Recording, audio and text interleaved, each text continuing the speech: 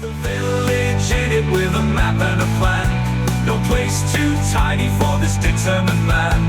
Crossing the counties one by one, you'll see in every English corner a bit of history.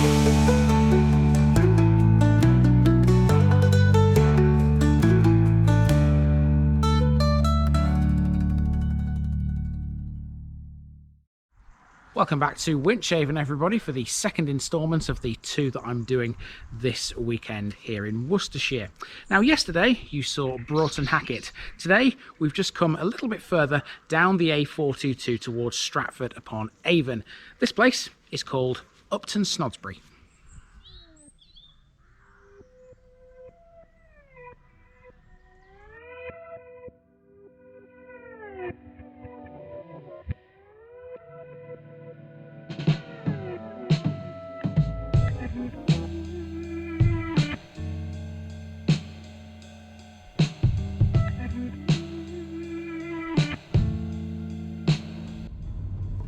UPTON SNODSBURY, higher farm next to Snodsford. Continuing up the A422 from where we left off yesterday in Broughton Hackett, today we're about half a mile further east in the parish of UPTON SNODSBURY. That's a posh sounding name, isn't it? Located between 5 and 6 miles east of Worcester, just like its smaller kart racing neighbour, it's surrounded by low hills and farmland and sits to the east of the Bowbrook. UPTON SNODSBURY, a name which makes reference to a fort, has a rich history. It began life as a Saxon settlement before later being taken over by the Normans. Remains of the Saxon village can still be seen off a private track to Court Farm near the Bowbrook. As a Norman village, it grew in importance, centred around the gorgeous 13th century church of St Kenelm. Now that's an unusual dedication, don't you agree? Many of the fields around it are medieval, with some evidence of ridge and furrow earthworks. Agriculture was the main employment in the parish for many centuries, with livestock, grain and cider all being produced. There were, and still are to an extent, several orchards too, which were a major part of the village's economy. As such, an Apple Day celebration has been held several times in UPTON SNODSBURY. Also within the parish is the hamlet of Cowston to the south, and to the north is Bow Wood, a remnant of the ancient Feckenham forest. The latter landmark covers much of Castle Hill, an Iron Age fort. So there's quite a bit to discuss, and there's a lot of walking to do here. Let's get cracking, shall we? We start with a short drive through the hamlet of Cowston, located to the south of the village. On the face of it, and looking at the maps of the area, Cowston appears to be a fairly nondescript place, out of the way of anything and anyone really. That might be the case today, but it wasn't in the Roman period. Roman coins have been found near Edward's Bridge and on the old Green Lane near Cowston, suggesting that they may have occupied the area when they were in Britain. Some of the historic names for Cowston back this up. Variously down the centuries, Cowston has been known as Colladuna, Collasduna, Coulsdon, Collasdon, Coulsdone, Coolistone, Cooliston, Coulson and Coulston. Pick the Roman names out of that lot. Cowston once had a hall which stood at the centre of a small estate. However, relatively little is known about either. Records end in 1830, the last time either are mentioned. It is suggested that there is still a Lord of the Manor even today, one Lord Coventry. However, as the manorial rights have lapsed, this claim is somewhat disputable. One other reason to mention Cowston would be the Bullock family. In 1863, Edward Bullock was born here. His father was a farmer who owned 180 acres. Keep the Bullocks in mind, they will become important later.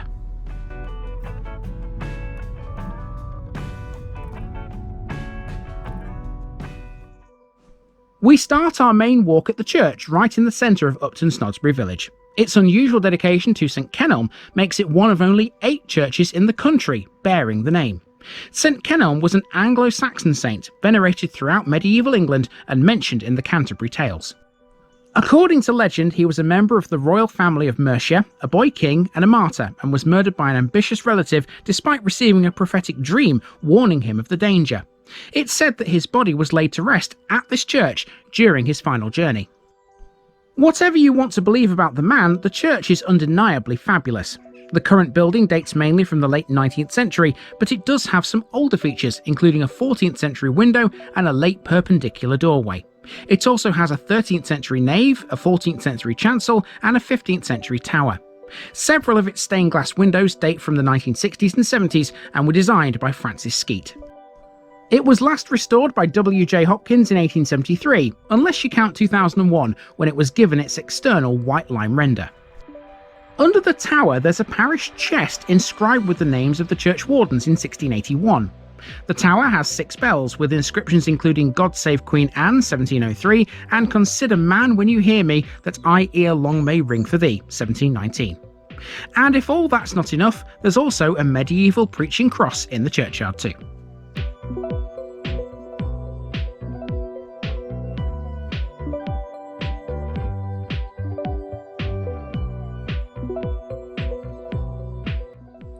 Virtually opposite the church is the village hall. This superb facility was built in 1999 to extremely high standards and offers facilities for all kinds of events. It's an excellent venue for meetings, receptions, clubs, societies, small parties, activity groups, and anything else that might go on in Upton Snodsbury.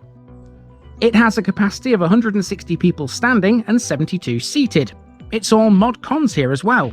It's got Wi-Fi and it's Bluetooth enabled.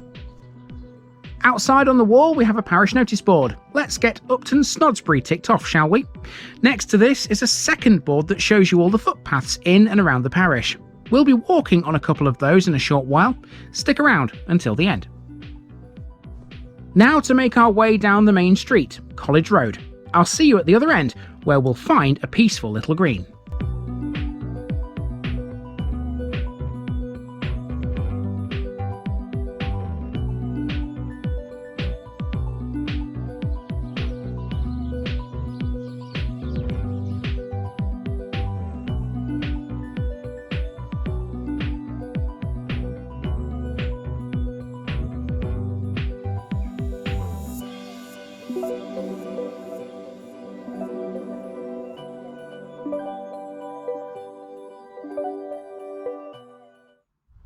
Okay, so we're almost at the southernmost point of Upton Snodsbury before it becomes Cowston, which we've already seen. And we're standing on this lovely little green with some trees. It's quite peaceful here.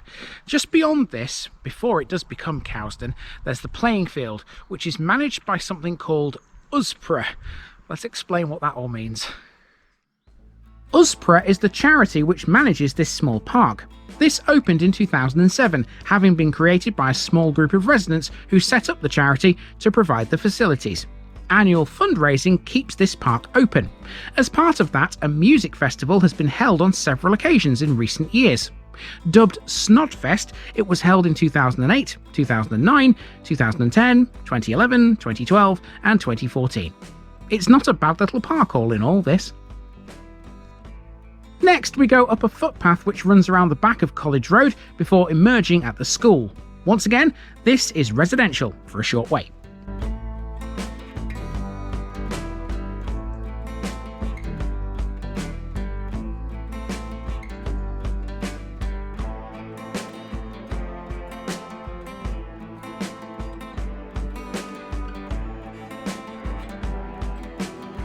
Upton Snodsbury First School was set up in 1865 with money from the rents of 3 cottages gifted by Alice, the mother of a former vicar, Armel Greene. Alice Greene had realised the need for a village school since a former Sunday school was attended by over 70 children. In 2001, a project was undertaken to show the history of the school, resulting in a gathering of photos and pupil stories from the preceding century, both on file and tape. There was a school history video made called Counting the Cows. Its title was a reference to both the lack of cows in 2001 due to the foot and mouth outbreak and a 1920 story from an ex-pupil who failed to count his father's bovine herd. The Greene family were local worthies in Upton Snodsbury for centuries, and there have been a number of Armel Greenes, possibly the eldest son in each generation. However, as important as the Greenes are, the other major family in these parts are arguably much more notable. The Bullock family are heavily associated with this part of Worcestershire and with some adjoining areas of Warwickshire too. Their story starts here, in Upton Snodsbury. Edward Bullock Sr. was a farmer, a maltster and a publican at the Royal Oak, an inn we're going to come to shortly. His son, also Edward, was a confectioner's apprentice baker at the age of 16, lodging at Mansell Street in Stratford-upon-Avon. By 1891, he was in Worcester as a confectioner and baker with his sister Mary as his assistant. In 1896, aged 33, he married Fanny Maria Cother of Blockley, and the pair moved to the Fox Inn at Sale Green near Droitwich, where he was the publican. They later developed a cafe and a tea rooms in the town. The pair had a son called Alfred, who was born at the Fox Inn in 1899. He never wanted to come into the family business upon the death of his father in 1916, but he was obliged to enter the business to help his mother. His decision would lead to the creation of a well-known business in the town. By 1930, the tea rooms had expanded into an impressive timber frame building next door on Droitwich High Street. During World War II, the cafe's opening hours were extended to accommodate the forces stationed in Droitwich, these being the Officer Cadet Training Unit, the Free French, the ATS, and the Americans. Soon, Alfred's pork pies were well known all over the country, and many were posted every week to numerous destinations. This fame spread to boiled hams, many of which were cooked each day. His army of bakers worked relentlessly to provide bread and confectionery, and often Alfred would stand in if a baker could not come to work. Even though he was not a trained baker himself, his bread loaves were regarded as beautiful. Christmas morning was a busy time. Along with his family turkey, he would cook half the town's turkeys in his large oven for local people. When they came to collect them, he would toss a coin to see if they had to pay 1 shilling or 2. He sold the business in 1970 after having had an operation. His wife Gertrude died that same year. He passed away in 1982, and both his and his wife's ashes were strewn in the grounds of Worcester Crematorium. Alfred Bullock may not have wanted fame, fortune, or any kind of notability, but many of the older Droitwich residents still remember his much-loved food empire, a tale born in the small village of Upton Snodsbury in the Worcestershire countryside. We return to the route, and now we're making our way out of the village briefly towards the pub that Edward Bullock Sr. once ran.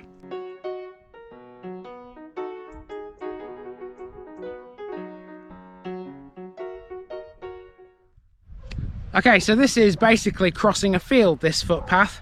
The first part's a bit of scrubland, and then you're on a sort of gentle slope which runs down towards the A422. There's some sheep in this field as well. They've all just run away from me. I must be that scary, potentially, I don't know. It's also starting to rain, so I'm going to put my skates on at this point to get around the rest of the route. There's not really much left, to be honest with you. Once we hit the road, there's a pub to see, and then we're going to go back towards the village, towards the post office, and then head back to the church where we started. Formerly known as the Royal Oak, this is the Oak and Twisted Spoon, which has an adjoining tea and coffee shop selling a wide selection of bespoke cakes. It's located on the A422 Worcester to Stratford Road. It's come a long way since the days of Edward Bullock Sr. Step inside the pub today and you'll find a modern decor, fine cuisine, local ales and wines from around the world. It has 4 cosy rooms above the pub with private entrances, flat screen TVs, free Wi-Fi and spacious bathrooms. These are all designed with travellers in mind because the A422 is a major route between Warwickshire and Worcestershire. The Oak and Twisted Spoon isn't the only pub on this road either. There is a second one in Upton Snodsbury too. We'll see that at the end. For now, we have to walk up the A422 for a short way to get back to College Road. There's really only one major landmark left, the post office.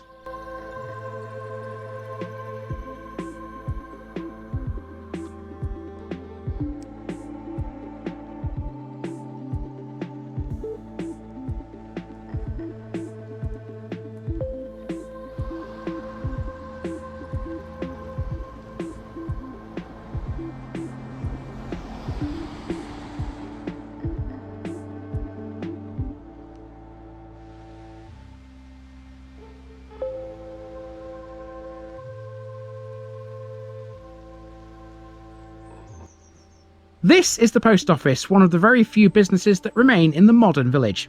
Upton Snodsbury Post Office and Stores is owned by Celia and Jeff Young. As well as offering a variety of the usual post office services, this is also a shop that sells local honey, free-range eggs, jams and marmalades, homemade cakes and pies, ice cream, an extensive range of cards, wrapping paper, dairy and meat produce, and loads more. Effectively, it's a village shop without actually being a village shop. The family have run this establishment for over 20 years, offering a friendly, helpful service to all of their customers. Last to pass is the old vicarage, virtually dead opposite the shop, meaning we've almost come full circle.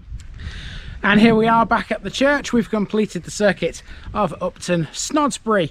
We're not quite finished with this episode just yet though, because to drive out of this village we need to use the A422, and I'm going to head back towards Worcester.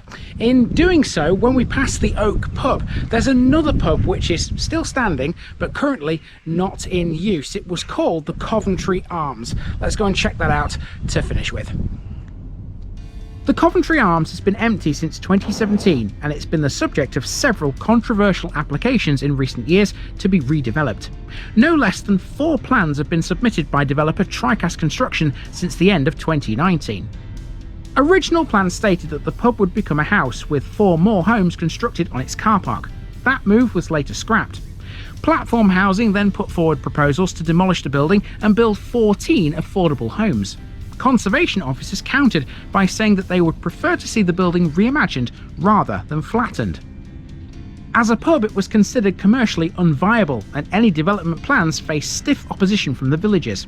Eventually, Tricast proposed a new plan to build 5 4-bed homes, and according to a recent report in the Worcester News, this seems to have been given the go-ahead.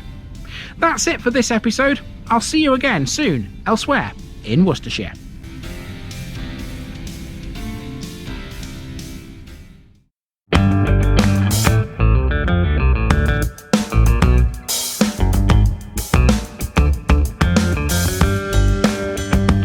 Now, just before I go, remember, this video is part of a huge project to visit every civil parish in England. That's more than 10,000. These routes are pre-planned, and due to time constraints, I can't cover every detail or walk down every street. Please don't complain if this video missed something out. I pronounce names how I choose to. I am very aware that local dialect may vary, and I don't take kindly to criticism about this. You've been warned. It's impossible to know everything too. If this video was terrible, make your own. If you're a regular watcher of The Village Idiot, you're not the only one. If you've got a small business, why not use my videos to advertise it? Leave a comment below if you're interested.